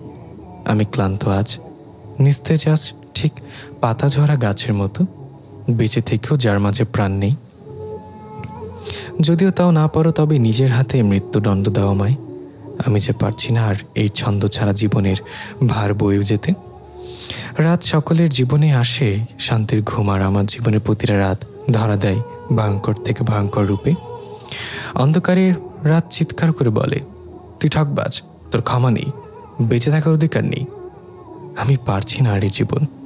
মুক্তি দাও পুতুল আমায়, হয় বাঁচতে দাও আমায় তোমার সাথে, নয় মৃত্যু দাও। সকলে তাকিয়ে আছে হৃদের দিকে। উচ্চস্বরে বলা তার প্রতিটা কথাই সকলের কর্ণদ্বারে প্রবেশ করেছে। আজ আমার খুব করে বলতে ইচ্ছে হচ্ছে, আজ কেন ফেরাতে চাও তুমি আমায়? এতদিন পর কেন আমার অভাবটা বুঝলে? যেদিন অভিমান করে এসেছিলাম তখন তো একটাবারের জন্য মনে করনি তুমি আমায়। যে সুখের সংসারের জন্য একদিন আমায় ছেড়েছিলে, সে সংসার কোথায় আজ তোমার? বউ বাচ্চা মা সব কোথায় আজ? তোমার পাশে কেউ নেই। সব হারিয়ে আমাকে পেতে চাও কেন আজ? তুমি বড্ড স্বার্থপর হৃদ, বড্ড স্বার্থপর। তোমার একটা মেয়ে হয়েছে, তার বিয়ের পর তুমি বুঝবে সে ছাড়া তুমি শেষ বয়সে কতটা অসহায়, যেমনটা আমার বাবা মা ছিল আমাকে ছাড়া। কিন্তু কথাগুলো দলা পেকে গলার ভিতরে রয়ে গেল। হৃদের চোখে পানি আর সহ্য করতে পারছি না। দৌড়ে চলে গেলাম নিজের ঘরে। কোনো উত্তর দেয়া হলো না আর। আমার কাছে কি উত্তরই বা আছে দেওয়ার মতো? ঠকে যাওয়ার এতগুলো বছর পরেও তো ঠকানো ওই মানুষটাকে ঘৃণার চাদরে মোড়াতে পারিনি। ভালোবাসলে যে তাকে ঘৃণা করা যায় না, দূরে থাকা যায়, তবে ভুলে থাকা যায় না। এত বছর পর প্রাক্তনের সংসারে ফিরে গেলে যে লোকে ছিছি করবে, সারা জীবন সঙ্গীহীন কাটিয়ে এসে শেষে কিনা লোকের সমালোচনার কারণ হব? না না, নিঃসম্মানে এতটা আঘাত আমি করতে পারিনি। রিম, রিধি, ঝিম তিনজন মিলে রুমে আসলো। ঝিমের চোখের ইশারায় রিধি আগের মতো আমার কাছে এসে হাত দিয়ে চোখ মুছে দিতে বলল, কেঁদো না মা, তোমার কান্না আমাদের ভালো লাগে না। এবার ঝিম বলতে শুরু করল, মা, তুমি এতগুলো বছর অনেক কষ্ট করেছ, তবে তোমাকে কষ্ট দিয়ে উনি নিজের সুখ পায়নি। সে নিজে অনুতপ্তের আগুনে পড়ছে। তুমি তো বলেছিলে সব থেকে বড় আর কঠিন শাস্তি নিজের ভুলের অনুতপ্ততা। তাহলে তাকে কি ক্ষমা করে দেয়া যায় না মা? একবার ঝিমের কথাই তাকালো মাথা তুলে। আমার মেয়েগুলো আজ আমার সুখ খুঁজছে, তারাও বুঝতে শিখে গেছে, আমাকে বুঝাতে এসেছে। তুমি সংসারে ফিরে না যাও, অন্তত আঙ্কেলের সাথে থাকা দূরত্বটা গুটিয়ে নাও মা। বাকি সবার সাথে যেমন মিশে কথা বলো, তার সাথেও সম্পর্কটা তেমন স্বাভাবিক করে নাও। কথা বলো বাকি সবার মতো তার সাথেও। তারপর তোমার যা ভালো লাগে সিদ্ধান্ত নিও। কিন্তু এতটুকু কথা রাখো আম্মু। রিমের কথায় আবারও ভিতরের এক কালবৈশাখী ঝড় তারা দিয়ে গেল। একটা ভুলের শাস্তি আর কত পাবে, আর নিজেকে বা কত কষ্ট দিবে? এবার সিদ্ধান্ত নেয়ার পালা। সে অনেক ভাবল, ভেবে প্রথমে ভাবল যে সে না করে দিবে, কিন্তু সে একেবারে তার এই কথাটা জানাতে পারল না। সে আরো একটু সময় নিল। এবং বলল, আমাকে একা থাকতে দাও একটু। আমার এই কথার পর তারা আর এক মুহূর্ত দাঁড়ালো না, চলে গেল। ভাবছি, রিমের কথা মতো সত্যি বাকি সবার মতো তার সাথে স্বাভাবিক করে নিব সম্পর্কটা। দূর থেকেও ভালোবাসা যায়। আমি না হয় দূর থেকেই সারা জীবন তার হয়ে থাকব। এক জীবনে আর স্বামীর সংসার নাই করি। হৃদ না হয় বন্ধু হয়ে থেকে যাবে জীবনে। প্রিয় লিসেনার, গল্পটি কেমন লাগলো অবশ্যই কমেন্ট করে জানাবেন। আপনার কি মনে হয় তার এই সিদ্ধান্ত নেওয়াটা কতটা সঠিক? আমি কিন্তু তাকে এই সিদ্ধান্তে সাপোর্ট করি, কারণ যে একবার তাকে দূরে সরিয়ে দিয়েছে তার কাছে আবার ফিরে যাওয়ার কোনো মানেই হয় না। এবং প্রতিটা গল্পের ন্যায় এই গল্পের এন্ডিংটা কিন্তু একটু ভিন্ন, কারণ আমরা প্রতিটা গল্পে দেখি সেই মেয়েটা ছেলেটার সংসারে আবার ফেরত যায়, কিন্তু সে হাজার ব্যাকুলতা এই তিনটা মেয়ের জীবনের কথা ভেবেও সে আর তার সংসারে ফেরত গেল না। সে থাকলো তার নিজের মতো একাকিত্ব জীবন নিয়ে। আপনাদের অভিব্যক্ত কি সেটা অবশ্যই কমেন্টের মাধ্যমে আমাকে জানাবেন। ধন্যবাদ সবাইকে। দেখা হবে পরবর্তী গল্পে। আসসালামু আলাইকুম।